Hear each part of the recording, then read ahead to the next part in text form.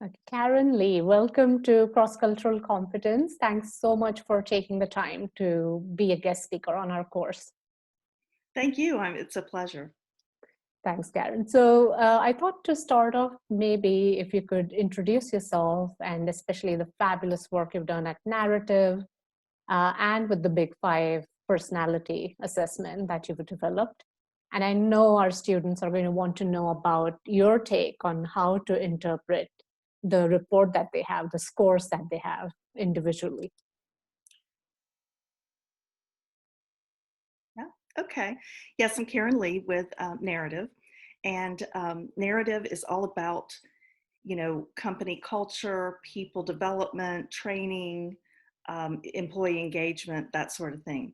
And we also have a proprietary Big Five assessment called the Narrative Big Five, and we certify people to use it and teach them how to use it with their work. So as far as your assessment itself, what I really love about the Big Five is that it is showing your scores on a spectrum. And so we're not typing you. This is not a type test where we're saying you're this or you're that. We basically behave on a spectrum somewhere. And we can choose to behave wherever we want. So for example, if we're an introvert and we know that we need to be more extroverted and assertive in a specific meeting, then we can be intentional about doing that, right? But we can't do it 7 days a week, 24 hours a day. So I love that it's on that spectrum. It is the standard that psychologists and academics use for personality. So when you read about personality in the media, 95% of the time they'll talk about the Big Five. There are no good or bad scores. It's all good. It depends on what the situation is as to whether your score is a strength or a challenge. So it's not like, oh, this is a good score. It depends on the situation. So, and also when we talk about jobs and fit for jobs, that's a big thing that we do. We're not saying that someone that doesn't fit the job profile can't perform it really well. They may be great at it. It's more about the energy that they bring to it. So at the end of the day, if you're doing something that really matches your strengths, you're going to feel energized still. If you're doing things that are going against the grain, you may be more drained at the end of the day. But you can definitely perform well either way. And it's that self-awareness, right? Because one of the things we're discussing in class is how, in order to understand others, you need to understand yourself. And I think this is a fantastic way for us to really pause and reflect and look at what are our values, what are our strengths and challenges maybe, before we look at other cultures and individuals. And so Yes, exactly. from that sense, I mean, do you have a sense for which of the Big Five super traits would you see as being most aligned to or most relevant for cross-cultural competence in particular? Yes. So again, there's not any good or bad, but if you think about what might be easiest for someone to go to travel and visit and live in other countries, some of the things you might think about are resilience. Maybe if you're a little bit higher in resilience, you may be able to go with the flow more, not worry so much about the things that are coming at you that are different, right, than what you're normally used to. The same with openness. It may be a little bit easier if you're higher on that because you may accept changes and differences a little bit more readily. You are going to be more open to new things versus wanting to stick to your routine because your routine's going to be disrupted. Maybe if you're higher in agreeableness, just because you'll be thinking about accommodating yourself in the new surroundings versus trying to stick to your ways. So again, some of this is based on research and some of it is just because I've been working with the Big Five for 20 years that I'm coming up telling you these things. Yeah. Yeah, and you have the rich experience, right? I find myself when I'm in class, I have a class currently that's full of international students, right? So I have Israelis, I have Germans, I have Russians, Americans, and taking this example of agreeableness, there couldn't be more differing opinions. And this is a class on leadership, and agreeableness was a trait we were discussing. And there were widely differing opinions on, whether or not this is a good thing for leaders to have the high score on To be high agreeableness. or low, Yeah, yes. yeah. And Yeah. I often think, from your experience, I wonder whether you've seen these kind of cultural differences on how scores are interpreted. And would that then have an impact on whether somebody is promoted or considered for a job, right? The particular sort of scores. Yeah, that's interesting because it really depends on where they're working, what the industry is, who Of course, their yeah. who their leaders are, right? If their leaders, the people above them as far as promotion, if they're all higher on agreeableness or lower on agreeableness, there's going to generally be a bias to where those people are. So it's very much depends. I will tell you that in general, the research shows that leaders typically are lower in agreeableness. Mm. They're more self-focused.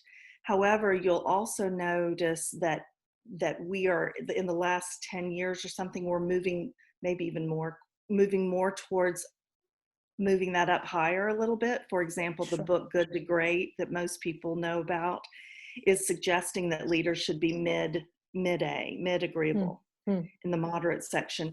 And really, I look a lot of times at agreeableness as kind of on the high end, it's about how do things affect the people. And on the Right. lower end, it's more about people thinking, oh, people can take care of themselves. This is about the business and the logic. And they immediately think of the business solution. Mm. So if you think about it in overall at a high level, leaders that are moderate in agreeableness would balance the two, right? Right. Balance what's good for the business and what's good for the people. So, Yeah. and that's not to say, and somebody high in agreeableness can't be a wonderful leader, and they probably are. The challenge for people that are high A is they may give away the farm, right?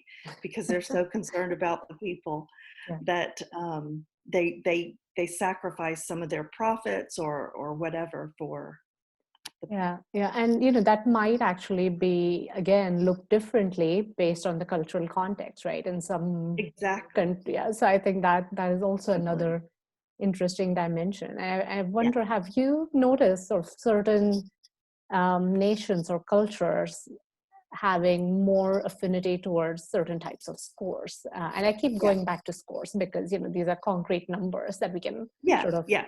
peg our Of hats course. onto. Yeah. Right. Of course. So yeah. So in general, the Big Five has from the very beginning when they were doing analysis, even before computers, Right. when they did the analysis, this is based on empirical data really versus a theory or something. A Exactly. Yes. psychologist in the early 1900s looked at all these words that describe human behavior Mhm. and came up with, they all tended to group into these five super traits, resilience, extroversion, openness, agreeableness, and conscientiousness.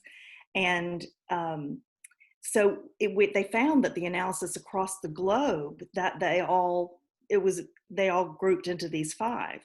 And when computers came along in 1980s, they validated that yes, the analysis was even richer and easier, Mm. and they still came up with these five super traits. However, what ideally would happen is that if you were taking the assessment and you're from China, then you would take an assessment, the same assessment, but with um, norms from that country, right? Ah, okay. So the formulas that go into creating the scores would be specific to having given the assessment to hundreds of people in China and developing the scores around that. And then Mexico, same thing, Yeah. Canada. So sometimes you will find companies that have they're the same assessment, it's Mhm. just the scores behind it, to the formulas are giving you scores from that norm group. Hmm. Sometimes, like if you, in your group, I would want to use maybe a global norm group. So the Right. norm group would be composed of people from all over so that you're kind of comparing apples to apples. Now, what I will say is yes, it's all the same. There's a curve. It's Right. the scores are in a bell curve. It's normative.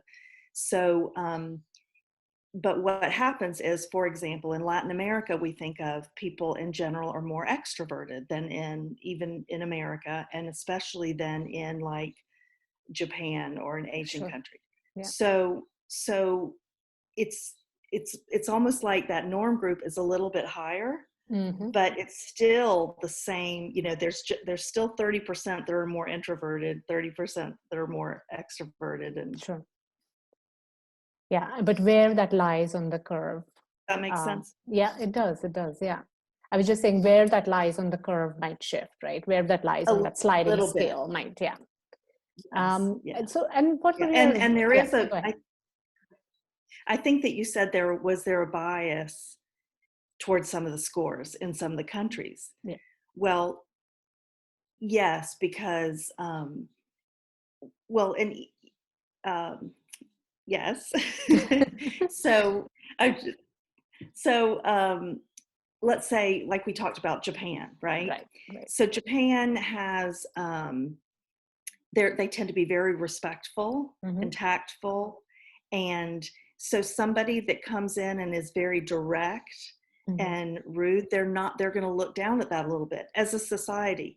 One thing I want to emphasize though is that when we talk about cultures, we're talking about groups of people, and when we're talking about personalities, we're talking about individuals. Mm-hmm. Again, you're going to find some very direct people in Japan. It's just there may be a bias against it a little bit, right? You're Yeah. going to find introverts in Latin America. Um, you're going to find very affectionate, agreeable people in Germany, you know, but it's, Right. it's, Exactly. Yeah. Yeah. so yeah, yeah. So what I'm hearing you say is, start with the individual, even though you're looking at cultures, but at the same time, keep that cultural norm in mind, right? And allow for maybe differences or allow for that diversity. And I'm seeing that as one of maybe your pieces of advice for leading cross-cultural teams. Uh, am I phrasing that right? Yes. And do you have So anything else to add maybe? Yeah. yeah, so making sure that you don't assume that everybody in that culture, you know, feels strongly about one aspect or of it or not, right? Or Right. that is going to behave that way naturally. Right. So just a few things. One thing is personality. This research studies, the twin studies show that about 60% of our personality we're born with, and about 40% is environment. Sure. Well, culture is one of the big pieces of environment, Yeah. right? Yeah. So one of my main messages when I teach about the Big Five is it's called the Platinum Rule. Mhm. So the Platinum Rule is treat others as they want to be treated. Sure. So and that goes back to that self-awareness, right? So if you understand who you are, and then you can kind of estimate where other people are, then you know, whether they're extroverted or introverted, whether there's more strategic and big picture or more detail oriented, and you know, you can kind of estimate where they are. And then what we talk about doing is stretching more to them, stretching to make them comfortable. Hmm. Hmm. I call it influencing with integrity, right? You're not Yes. changing or manipulating them. You're not changing yourself. You're just stretching to make them more comfortable. And what I like to say is get to a better result faster. Hmm. Hmm. So, as far as the culture is concerned, you probably should do some assumption that, and you should, when in Rome, do as the Romans, right? Yeah. Yeah. So, you I would assume what you want to do is try to accommodate that Hmm. so that you're making them feel comfortable, and the same goes for individual personality.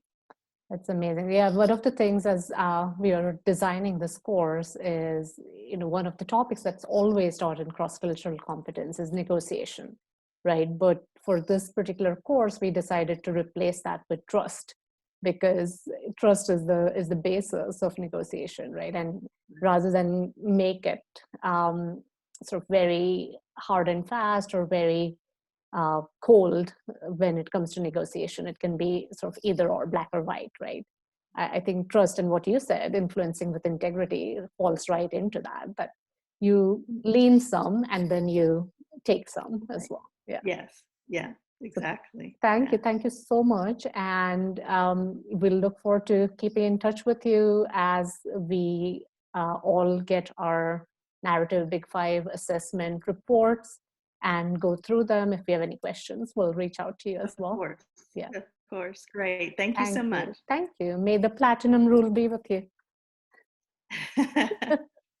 Thanks, Caryn. Bye.